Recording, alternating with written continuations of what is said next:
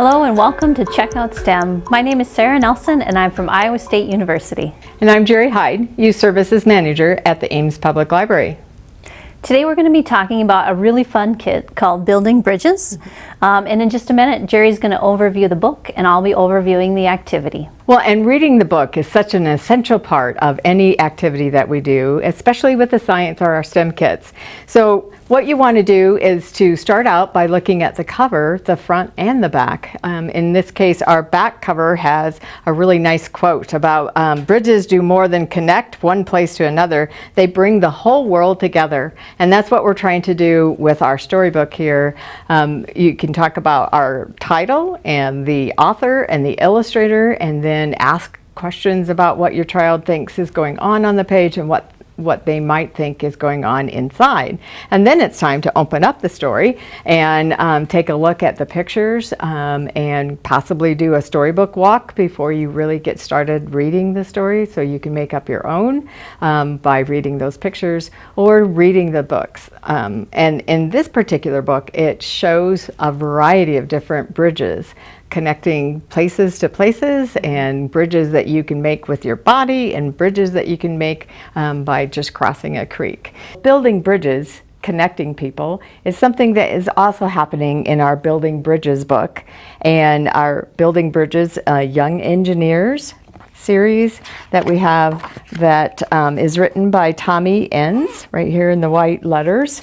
And then it has a table of contents, which is a familiar thing that we see in our nonfiction books. What is a bridge, defining what it is, and having different types of vocabulary words in there as well, and different types of bridges that we have in our country. So you can talk about traveling as well.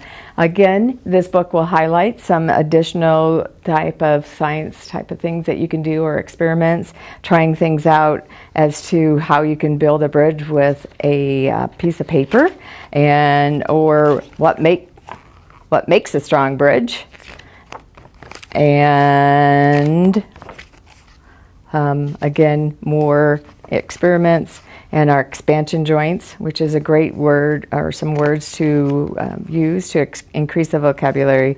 And at the end of our book, we again have the glossary and find out more. This time we have books, recommendations, and website recommendations. And then there's the index, which is a very important thing to have in any nonfiction book. So here we are with Building Bridges to have as a companion book to connecting our bridges together in our world. So with that, Sarah, I know we have some wonderful activities to do. Can you share a little bit? So for this kids activity, you're going to be building bridges. Building bridges is a really fun activity that you and your child can do together. To kind of mimic the engineering process, we're going to ask that you first maybe design a bridge with your child on paper, make a two-dimensional model, and then after that, go ahead and build it using the materials provided. And of course, this kit contains Thomas the Tank, always a hit, and so always a hit, and Percy. And Percy.